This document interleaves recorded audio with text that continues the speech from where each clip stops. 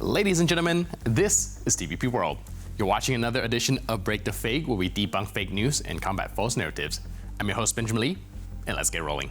Germany, the supposed pillar of European democracy and NATO solidarity, is now teetering on the brink of joining Hungary and Slovakia in Putin's coalition of moles.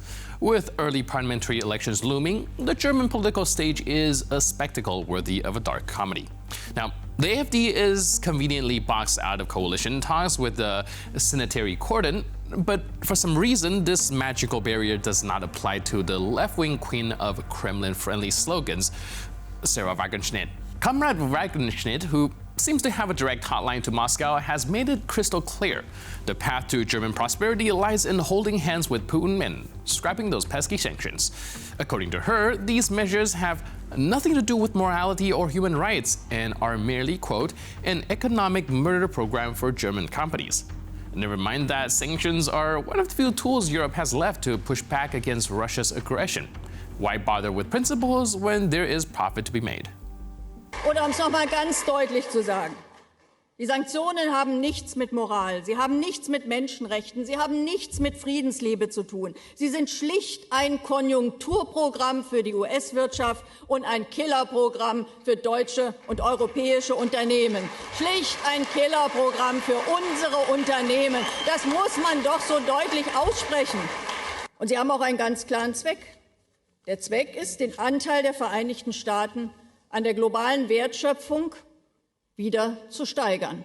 Und zwar zu Lasten von Deutschland und zu Lasten von Europa. Um nichts anderes geht es dabei. Als absteigende Supermacht, die ihre globale Hegemonie verloren hat, kämpfen die Vereinigten Staaten um ihren Einfluss in der Welt.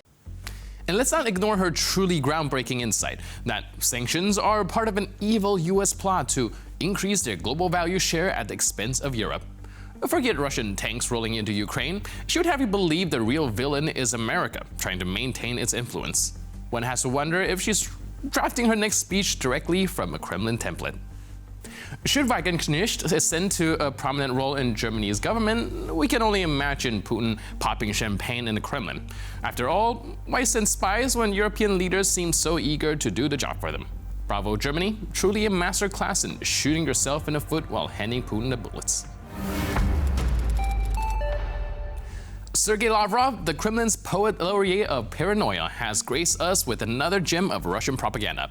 This time, he claims the US is sicking Ukraine on the Turk Stream pipeline, plotting to sabotage the very foundation of Europe's energy prosperity. Because clearly, when Washington isn't busy orchestrating global weather patterns or faking moon landings, it's giving Ukraine terrorism lessons. Не нужен никакой конкурент Соединенным Штатам ни в одной области, начиная с энергетики, где они, ничтоже сумняшися, дают добро на осуществление террористических мероприятий по разрушению основы энергетического благополучия Европейского Союза, где они наускивают своих украинских клиентов на то, чтобы сейчас вслед за северными потоками еще и турецкий поток вывести из строя.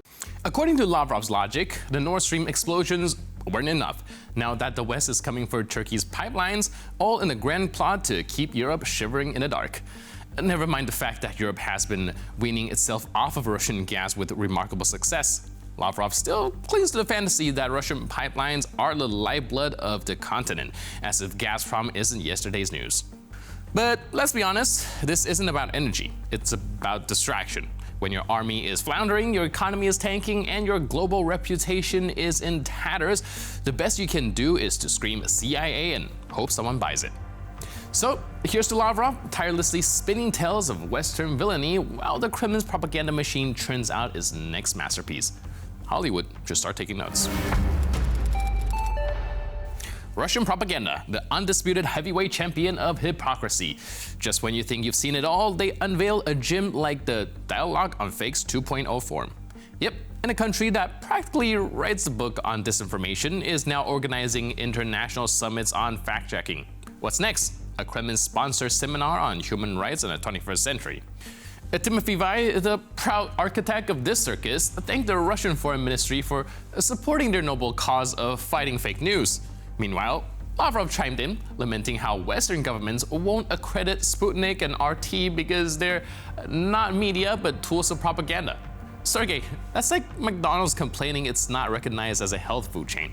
And let's not forget Lavrov's bold claim that Russia welcomes all foreign journalists. Really? Because last time we checked, critical voices in Russia face censorship, arrests, or a one-way trip to nowhere to be found. But sure, invite Sky News and Reuters to press conferences where they're spoon-fed state-approved drivel and call it openness. Добрый день, друзья. Спасибо большое за возможность задать вопрос.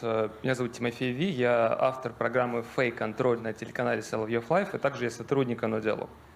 Сергей Викторович, большое спасибо. Хочу выразить вам благодарность и Министерству за помощь в организации форума «Диалог о фейках», который прошел в ноябре 2024 года.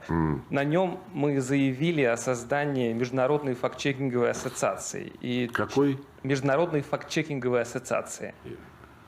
Я ослышался. Ну, хорошо, ладно. Перепутал местами. Чек-факт, как там. Ну, может быть, и такие вызовы у нас будут впереди, но пока только факт-чекинг и борьба с фейками. The audacity is breathtaking. The same regime blocking Telegram channels and silencing dissent at home now lecture the world on media freedom. If irony were an Olympic sport, Russia would have a gold medal for every disinformation campaign that it has ever run. Sticking on Russia, the self-proclaimed guardian of historical lands, it just can't stop rediscovering. The latest gem, Kremlin propagandists now declaring that Russia needs Greenland too, because why not? If Putin's imperial daydreams can stretch to Ukraine, Moldova, and the Arctic, why stop at Denmark's icy jewel? Трамп заявляет о своих притязаниях на Гренландию, а почему бы нам не посмотреть на Гренландию? Нам нужна Гренландия? Это не шутки. Еще как нужна. Если Трамп-младший за миску баланды там кого-то купил радостно, и они готовы идти в Америку, то почему нельзя привезти несколько коробок из-под ксерокса набитых и эту тему закрыть раз и навсегда? Но на худой конец Трампом договориться и Гренландию распилить на пару частей. Понятно, что Дании там уже никогда не будет. Нам сегодня крайне важен Шпицберген, который в подбрюшье у нашего Северного флота. Я думаю, что от совместного там освоения надо переходить именно к российским вариантам, и там будут очень неплохие базы, влияющие на всю арктическую составляющую, которая на сегодня есть. Надо об этом говорить. Надо на сегодня четко увеличивать ту составляющую военную именно в Арктике, которая на сегодня, исходя из тех условий, которые происходят, в том числе и на Украине, мы же только на Украину смотрим, правда, да? А Арктика – это вторая и более масштабная тема, которая сегодня, вот она уже началась, и надо садиться и все четко просчитывать. Война, мы всегда говорили, это математика. Надо брать, садиться и считать. А мы всегда почему-то переходим и начинаем говорить, нам главное там построить нормальную оборону. Нам надо построить там так, чтобы ни у кого не было мысли сунуться на наши что? Арктические. Из всех форм ведения оборонительных действий мне больше нравится наступление. Не то же самое. Of course, they're using Trump's previous musings about buying Greenland as a springboard, but let's not be naive here. This isn't about Trump. This is about Russia's ever-expanding wish list. Arctic domination, military bases, and a pipeline of polar bears to parade on Red Square. Greenland's strategic location and resources are simply too tempting for a regime that believes every patch of ice with a breeze is part of the Russian world. Meanwhile, Moscow continues its tradition of seeing historical claims wherever the map looks enticing. If it's cold and is resource-rich, you can bet a Kremlin historian is digging up a Tsarist travelogue to justify the next invasion.